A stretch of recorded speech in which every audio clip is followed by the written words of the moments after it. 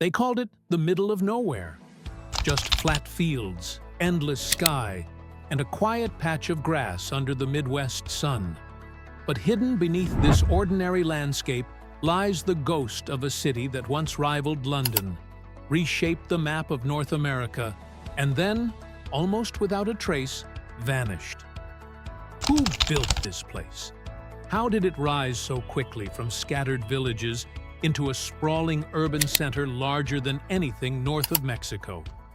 And perhaps most mysterious of all, why did tens of thousands of people simply walk away from one of the most sophisticated cities the continent had ever seen? Today, if you drive past the outskirts of St. Louis, you might not realize you're skimming the edges of a vanished metropolis. There are no marble columns, no broken statues, no stone temples. Instead, the clues are subtle. Great green mounds rising from the earth, scattered across the floodplain of the Mississippi River, like silent monuments to a forgotten age. This is Cahokia, America's first megacity, a 1,000-year-old metropolis that flourished centuries before Columbus, long before the idea of the United States existed. It was the beating heart of a civilization that built monuments larger than the Great Pyramid's base, tracked the movement of the sun with astonishing precision, and organized a complex urban society out of nothing but earth, wood, and human ingenuity. And yet, almost no one talks about it. To understand Cahokia, we have to imagine North America around the year 1100 AD. This wasn't an untouched wilderness waiting to be discovered. It was a landscape full of indigenous nations with their own languages, systems of knowledge, and deep relationships with the land. Forests, rivers, and prairies were actively managed. Trade routes stretched for thousands of miles. Copper, shells, obsidian, stories, and ideas traveled across the continent. In this world, Cahokia rose like a spark catching dry grass. For centuries, people in the Mississippi Valley lived in small agricultural villages. They fished the rivers, hunted deer and waterfowl, and gradually intensified their farming, especially the cultivation of maize. More food meant more people. More people meant more permanent settlements. Then, around 1050 AD, something unprecedented happened. Archaeologists call it the Big Bang. In 1 or 2 generations, a modest settlement transformed into a massive metropolis. New plazas appeared, mounds rose by the dozens, houses multiplied, ceremonial centers expanded. People moved in from all directions. A new social and spiritual order seemed to ignite, powerful enough to reorganize the entire region. At its height, between about 1050 and 1200, Cahokia may have covered up to 6 square kilometers. Conservative estimates place the population at around 15,000. Some argue it may have reached 20,000 or even 30,000. Either way, Cahokia stood shoulder to shoulder with the great medieval cities of Europe. Around 1200 AD, London itself was in the same population range. But while medieval London was a maze of narrow streets and timber houses wrapped around a Roman wall, Cahokia was something different. It was a carefully engineered indigenous city, one shaped by astronomy, agriculture, ceremony, and community. Archaeologists call the broader culture Mississippian, people who lived across the Midwest and Southeast between roughly 800 and 1600 AD. But this is a modern label, a convenient category. In reality, the people of Cahokia were part of specific nations and lineages whose descendants survive today, especially among the Osage and related tribes. If you could walk into Cahokia at its height, the first thing you'd notice wouldn't be the houses. It would be the mounds. Every shovel of soil that built them was carried by hand, basket by basket. More than 100 mounds once dominated the city. Some were flat-topped platforms for temples or elite homes. Others were round burial mounds. Still others served ceremonial or political functions. Together, they created a cityscape shaped not by stone, but by earth, sculpted to reflect the community's spiritual and social world. At the center was the most astonishing of them all, Monk's Mound. Even now, covered in grass and softened by centuries of erosion, Monk's Mound is overwhelming. Its base is larger than the Great Pyramid of Giza. More than 15 million basket loads of soil were moved to build it, without wheels, without metal tools, without draft animals. On its summit once stood a towering wooden structure, likely a temple or the home of a powerful leader. Imagine traveling toward Cahokia, along the Mississippi River. You would see this monumental pyramid rising above the horizon, a visible symbol of authority and faith. This wasn't just architecture, it was ideology made physical.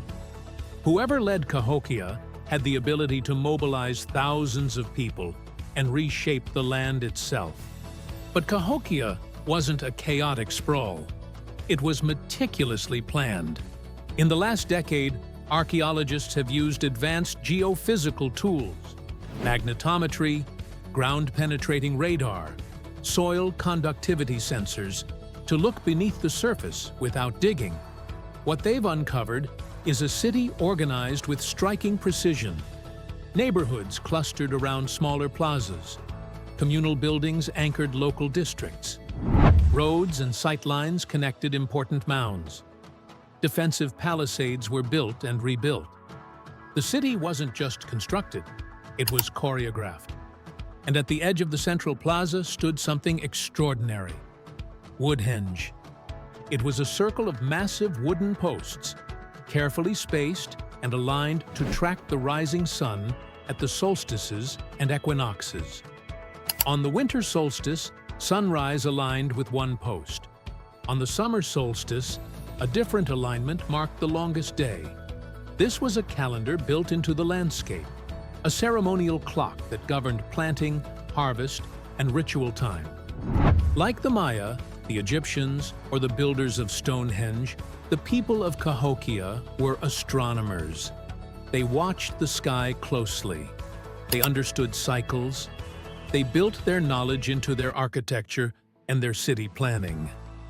Artifacts tell an equally remarkable story. Buried within mounds and scattered in household debris, archaeologists have found copper from the Great Lakes, shells from the Gulf Coast, mica from Appalachia, and obsidian from the West. These weren't casual trade items. They were symbols of status and ritual power. Cahokia was not isolated. It was a hub in a widespread indigenous world. Ideas, stories, symbols, and religious traditions moved along with the goods. Of course, a city on this scale needed food, huge quantities of it. The Mississippi floodplain was rich and fertile, but managing it required knowledge. Too much water could ruin fields. Too little could ruin harvests. Surrounding forests were managed for timber, fuel, and game. Wild plants were gathered in seasonal cycles. This was not a simple, static society. It was dynamic, adaptive, and deeply connected to the land. For nearly 2 centuries, this system worked. The city thrived. Ceremonies filled the plazas. Children grew up in neighborhoods where monumental mounds were part of the skyline. Leaders stood atop earthen platforms to address crowds below. Cahokia was alive with sound, movement, and meaning. And then, gradually, it shifted. By the mid-12th century, the great building projects slowed. New mounds stopped appearing. Population estimates decline. Over the next 100 to 200 years, inhabitants dispersed. Not in a single dramatic collapse. Not in a fiery destruction. More like a slow exhale. So what happened? The answer is likely complex. involving both environmental and social pressures. Climate records show that North America entered a cooler, less predictable period around this time, the early stages of what would later be called the Little Ice Age.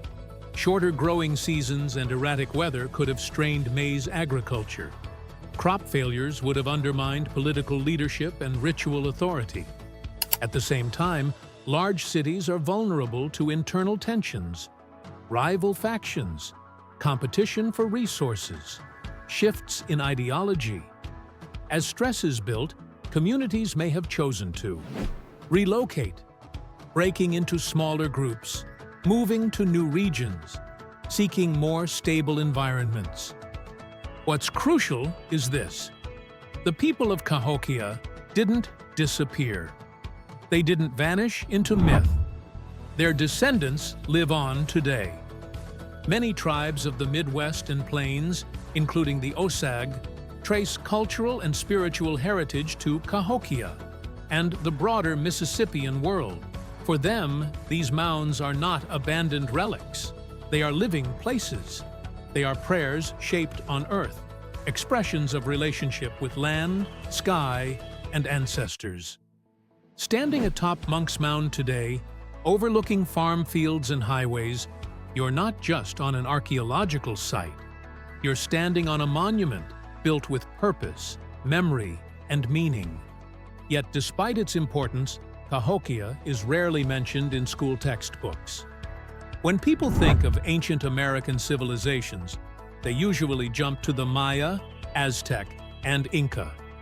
But Cahokia forces us to reconsider the story of North America. This was not a continent of primitive nomads.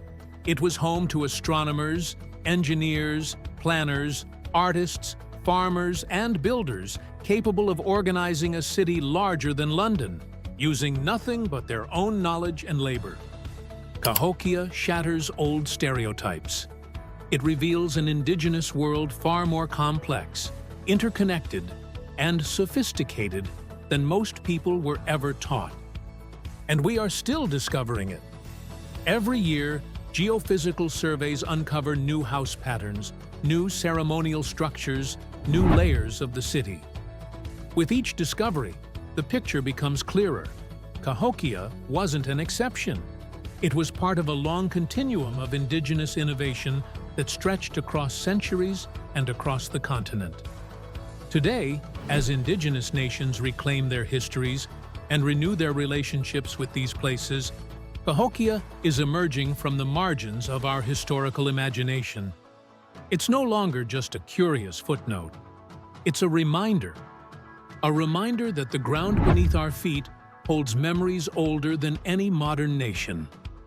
That great cities rise and fall, but their influence ripples far beyond their walls.